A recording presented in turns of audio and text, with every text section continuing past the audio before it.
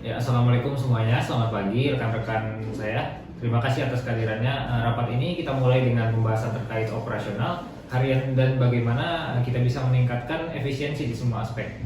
Nah, kita tahu bahwa operasional kita adalah jantung bisnis logistik kita ini, dan performa harian yang menentukan seberapa baik kita memenuhi kebutuhan pelanggan.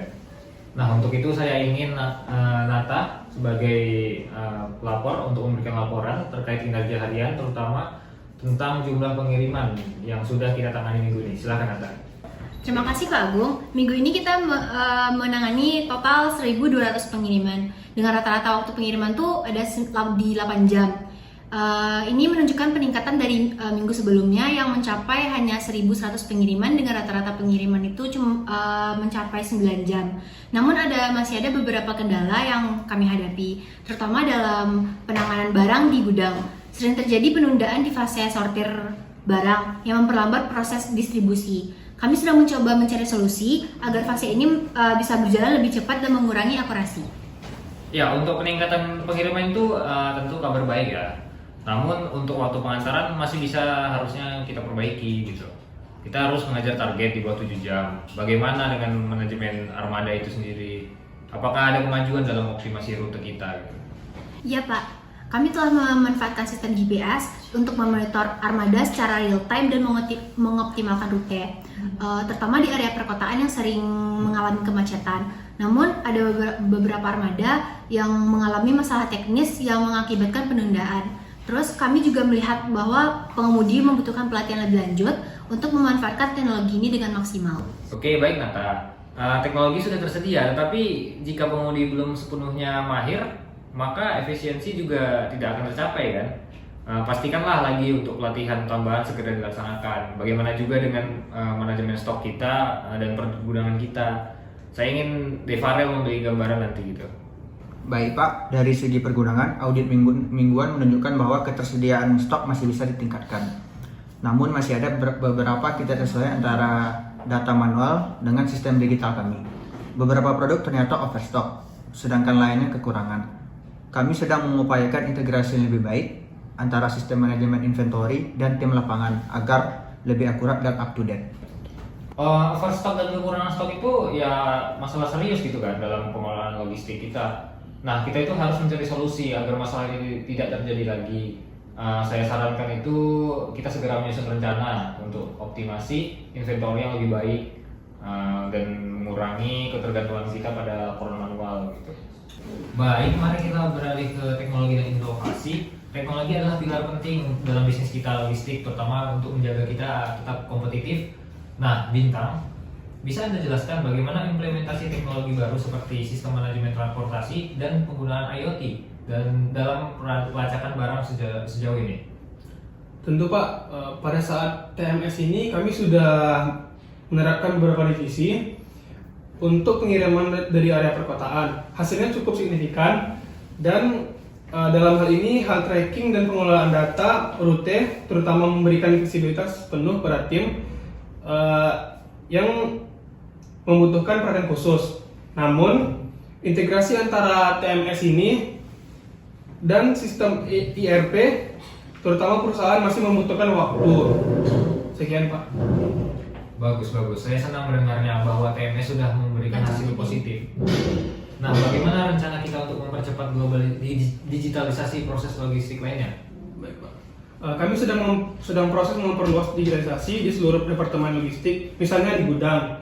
Kami berencana untuk menggunakan kode scanning yang lebih luas untuk melacak keluarnya barang secara otomatis. Selain itu, kami juga sedang mencoba mengadopsi teknologi AI untuk analisis permintaan dan prediksi tren pengiriman sehingga bisa membantu perencanaan pengadaan dan distribusi. Baik. Digitalisasi ini penting untuk memastikan kita selalu selangkah lebih maju. Namun perlu juga diperhatikan bahwa tidak semua karyawan familiar dengan teknologi tersebut. Nah, pastikan juga kita menyiapkan program pelatihan yang komprehensif agar tidak terjadi resistensi dari tim di lapangan. Oke, sekarang kita masuk ke topik berikutnya, yaitu kepuasan pelanggan. Devarel, bisa Anda laporkan bagaimana tingkat kepuasan pelanggan dan umpan balik yang kita terima dari pelanggan? Terima kasih Pak. Hasil survei pelanggan terbaru menunjukkan bahwa 85% pelanggan puas dengan waktu pengiriman dan kondisi barang saat itu. Namun, 15% dari responden menyampaikan keluhan, terutama terkait kerusakan barang selama pengiriman dan pengiriman yang terlambat, khususnya untuk rute yang melibatkan jarak jauh. Kami sudah meneliti lebih lanjut dan menemukan bahwa masalah kerusakan barang ini terjadi pada barang-barang yang sensitif seperti barang-barang elektronik dan makanan buah segar. Baik, untuk masalah kerusakan ini itu harus menjadi perhatian kita ya. Penanganan barang selama proses pengiriman itu harus lebih teliti dan standar pengepakan juga harus bisa ditingkatkan. Apakah ada langkah konkret yang sudah kita ambil gitu? Baik Pak, kami sedang mengevaluasi ulang prosedur pengepakan untuk barang-barang sensitif dan memberikan pelatihan tambahan pada staf gudang dan pengemudi terkait penanganan khusus. Selain itu, kami juga mempertimbangkan penggunaan teknologi sensor di dalam paket untuk memonitor kondisi barang selama pengiriman. Bagus. Tapi kita harus bergerak cepat. Setiap keluhan pelanggan adalah peluang bagi pesaing untuk mengambil alih bisnis kita. Jangan sampai hal ini terlalu berlarut-larut. Nah, sekarang kita beralih ke keamanan dan kepatuhan. Nata, bagaimana perkembangan dalam hal kepatuhan terhadap regulasi transportasi? Apakah ada masalah terkait dengan izin operasional atau keamanan? Secara umum, kami sudah memastikan bahwa armada kami mematuhi secara regulasi yang ada dan semua izin operasional yang sudah diperbarui sesuai dengan peraturan terbaru. Namun ada beberapa pelanggaran kecil terkait keselamatan jalan yang dilakukan oleh pengemudi, terutama terkait dengan overspending dan ketidakpatuhan terhadap jam kerja maksimum yang diizinkan. Kami sudah merencanakan pengetatan pengawasan serta penambahan sesi pelatihan ulang terkait keselamatan berkendara. Nah, untuk keselamatan harus menjadi prioritas utama gitu. Kecelakaan atau pelanggaran itu dapat merusak reputasi kita. Belum lagi resiko hukum yang bisa muncul. Pastikan juga bahwa pelatihan keselamatan itu dijalankan secara ketat gitu ya. Bagaimana dengan keamanan barang selama pengiriman? Ada nggak insiden kehilangan atau kerusakan yang signifikan di proses pengiriman kita? Sejauh ini belum ada insiden besar terkait dengan kehilangan barang. Namun beberapa kasus kerusakan masih terjadi. Kami sudah mulai mengintegrasikan penggunaan pelacakan LOT untuk barang berharga dan berencana menambah asuransi untuk pengiriman tertentu. Nah, baik, kita akan melanjutkan dengan pembahasan strategi pengembangan bisnis. Bintang, bagaimana rencana kita untuk ekspansi keluar pasar baru dan pengembangan layanan tambahan itu sendiri? Baik Pak, kami sedang dalam proses mengevaluasi pasar, terutama untuk produk-produk yang membutuhkan suhu stabil seperti makanan segar dan farmasi.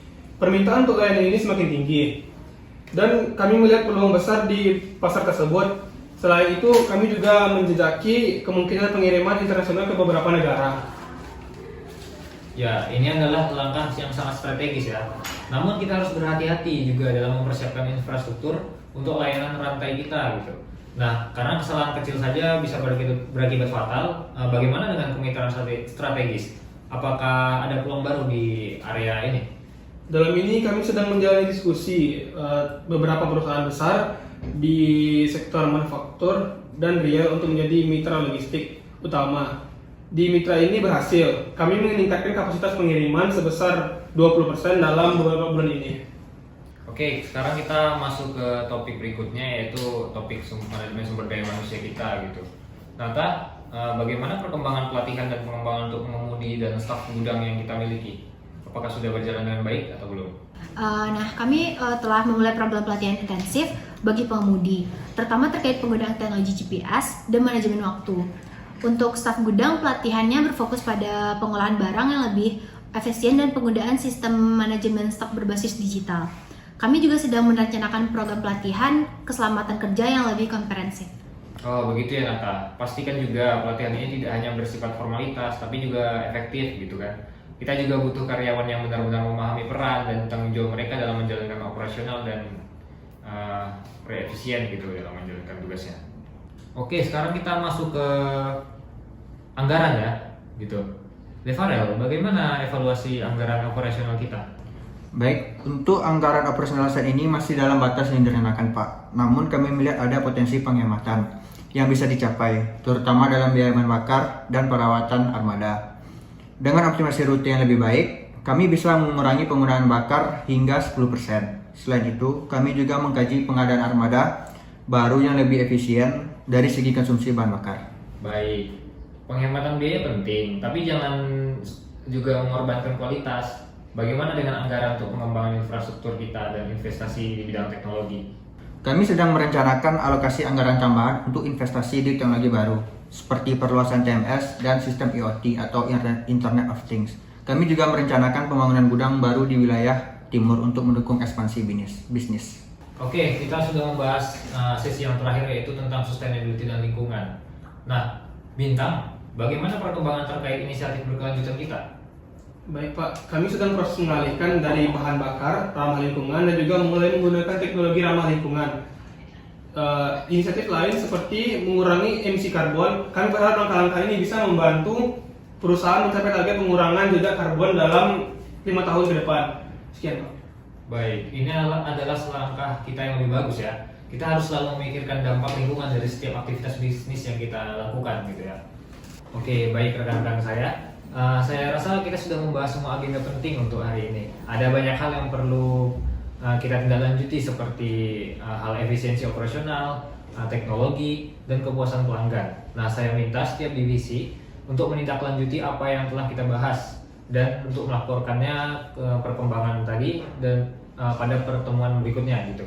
Terima kasih atas partisipasi kalian. Rapat hari ini saya tutup. Terima kasih. Wassalamualaikum warahmatullahi wabarakatuh.